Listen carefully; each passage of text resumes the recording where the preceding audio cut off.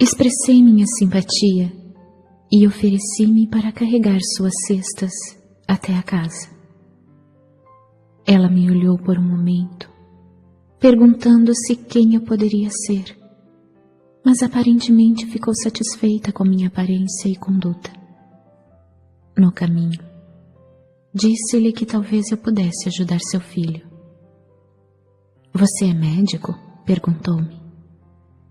Respondi que não havia recebido formação médica, mas que poderia ajudá-lo.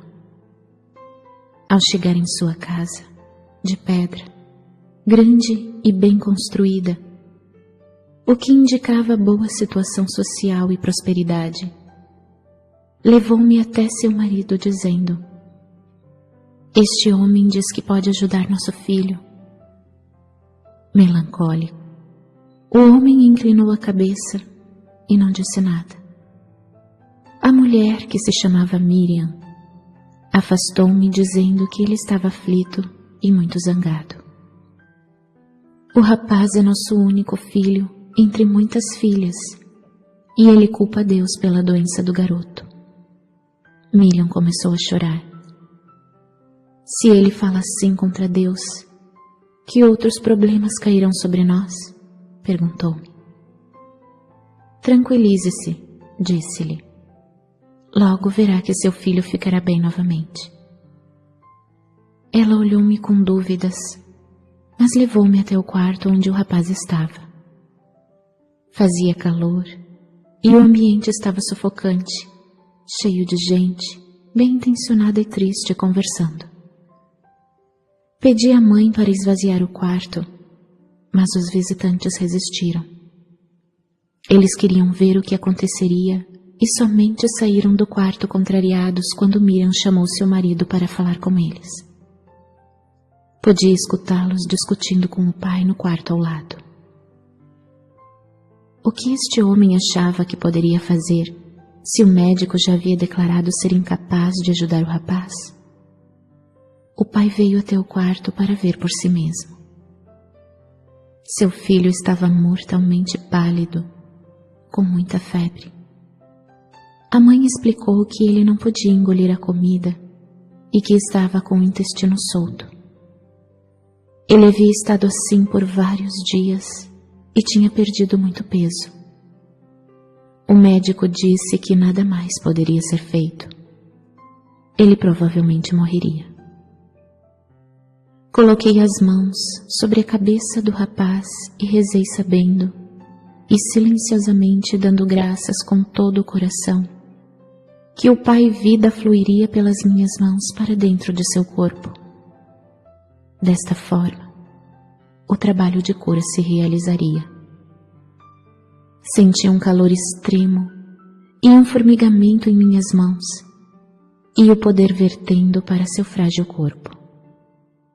Fui inundado por uma alegre gratidão. Como era grandioso e maravilhoso o Pai Vida, quando liberado para fazer o seu trabalho natural de cura. Sua mãe e seu pai, olhando ansiosos para ver o que aconteceria a seguir, seguravam a mão um do outro e observavam com muita atenção. Quando eles viram a cor do seu filho mudar, do branco para um rubor mais sadio, exclamaram com espanto e alegria. Depois de algum tempo, o rapaz levantou seu olhar para mim, dizendo claramente: agradeço, estou bem melhor agora. Estou faminto e quero algo para comer. Sua mãe riu de felicidade e o abraçou apertado, mas estava um pouco apreensiva. Não posso dar comida a você, filho meu. O médico ficaria zangado. Ela havia sido avisada para não dar comida a ele, somente água. Eu sorri e disse: ele está curado.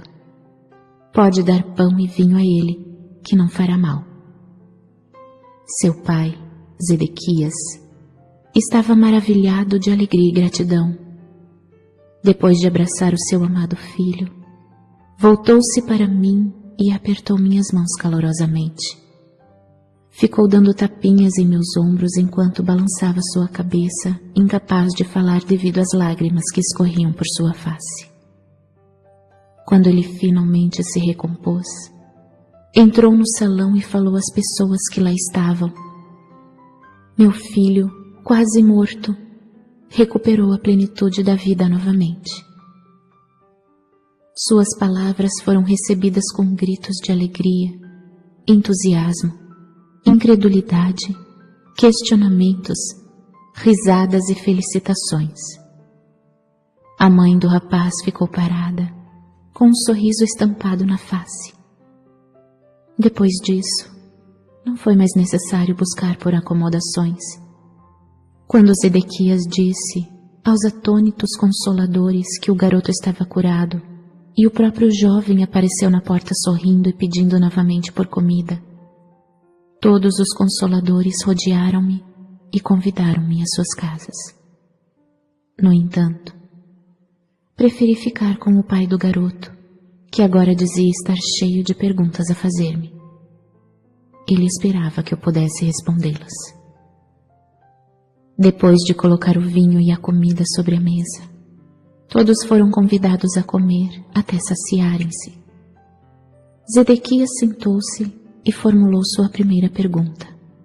Ele disse: Você fez algo que nenhum sacerdote ou médico poderia fazer. A cura vem somente de Deus.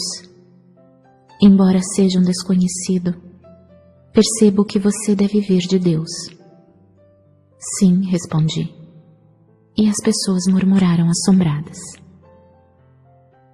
Esta doença que veio ao meu filho era um castigo por algo que eu tenha feito de errado no passado? E como eu poderia cometer um pecado tão grave que Deus quereria levar meu único filho? Muitas das pessoas que escutaram estas palavras acenaram com a cabeça. Você fez a pergunta que mais quero responder, Zedequias. Deus nos dá a vida e a existência do ser. Ele não iria arrancá-la de nós como um homem arrancaria um tesouro de outro, só porque está zangado com ele. Esta é a maneira como a humanidade se comporta, não Deus. E Deus não está sentado em um trono em um lugar do céu, como fazem os reis humanos, que se sentam em seus tronos e governam o seu povo. Esta é a maneira humana de proceder, uma crença humana, não a verdade. A maneira de proceder de Deus vai muito além do que a mente humana pode conceber ou sonhar. Somente eu vi aquele que nos trouxe à existência, e sei que ele não é o tipo de Deus que os rabinos ensinam.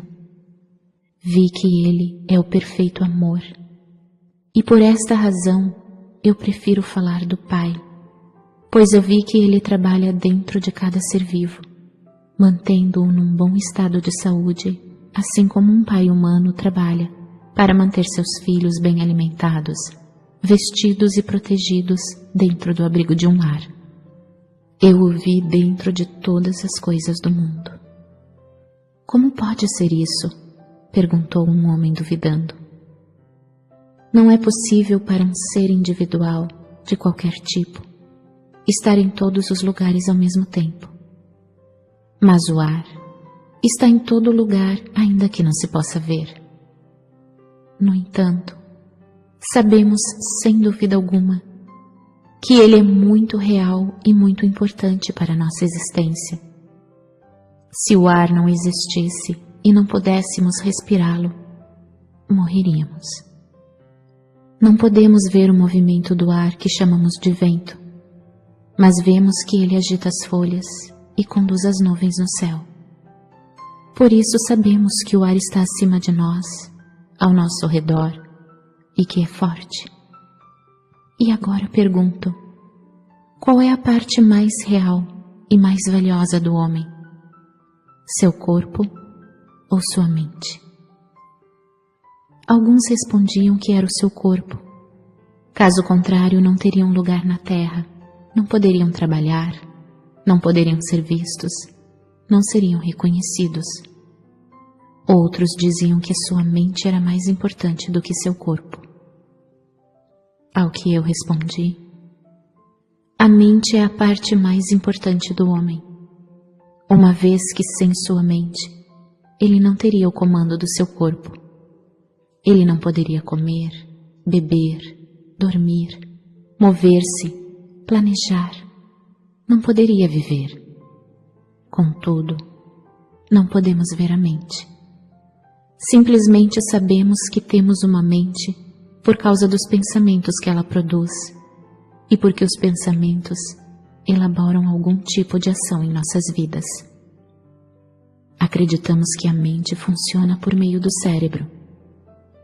Sim, é assim que funciona.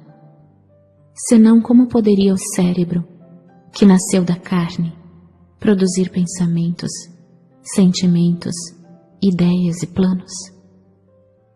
Agora deve estar ficando claro para vocês que é assim que o Pai está presente em todas as coisas. Ele é a mente que dirige a mente humana, fazendo seu grande trabalho dentro de cada ser vivo. Sabemos que é assim, porque vemos as maravilhas da sua obra. Vemos o crescimento das crianças, vemos o alimento que comemos ser milagrosamente convertido em outras substâncias que os nutre e os faz crescer. Como isso acontece, não sabemos, nem sequer podemos imaginar. Mesmo que soubéssemos, ainda assim continuaríamos sem saber o que acionou tão importante processo de vida dentro dos corpos vivos de cada espécie. Vejam de que forma tão maravilhosa os corpos de cada espécie são formados e criados propositalmente, de forma expressa para transformar o tipo de alimento que se come em energia para nutrir ossos, sangue e carne. Agora que nos mostrou todas essas coisas, podemos ver que elas são realmente maravilhosas, exclamou um jovem. Elas são. Vemos os jovens corpos passando por suas várias etapas de desenvolvimento e vemos suas mentes acompanhando seu desenvolvimento físico até que começam a desejar encontrar um cônjuge para se tornarem pais. Logo, o grande trabalho da concepção é realizado e o crescimento da semente dentro do útero continua até que a criança chegue ao seu desenvolvimento pleno.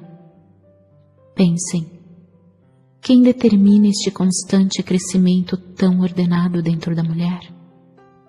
De onde vêm os planos que regem o correto desenvolvimento da cabeça, do corpo e dos membros, os quais são invariáveis de uma mulher para outra e de uma espécie para outra? Quem decide o momento exato em que o nascimento terá início?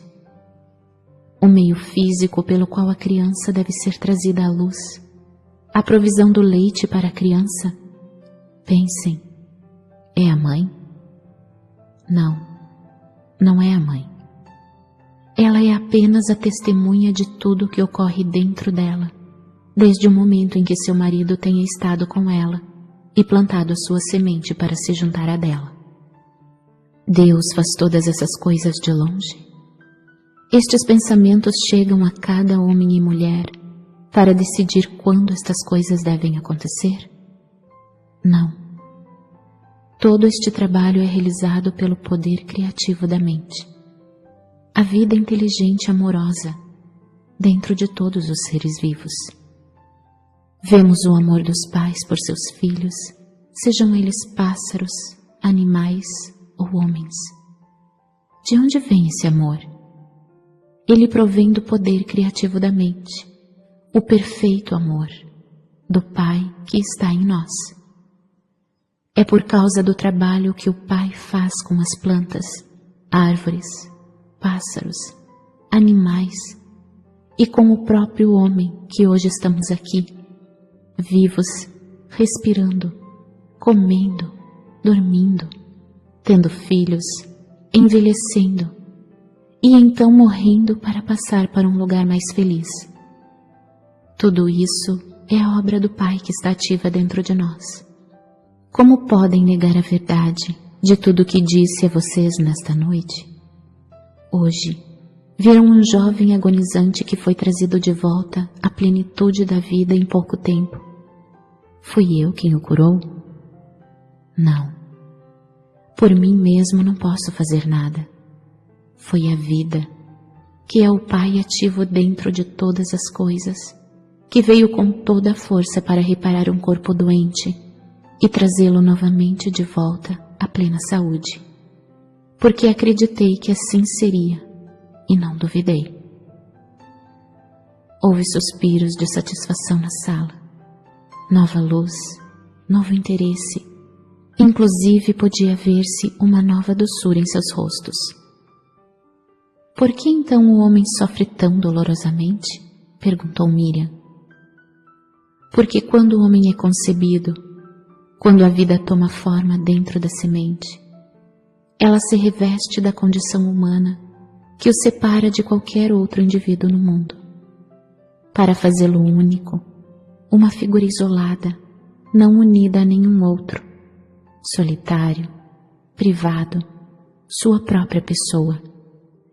É controlado por dois impulsos poderosamente fortes em sua natureza terrena, o de ligar-se a todas as coisas que deseja muito e o de rejeitar e afastar tudo aquilo que não quer.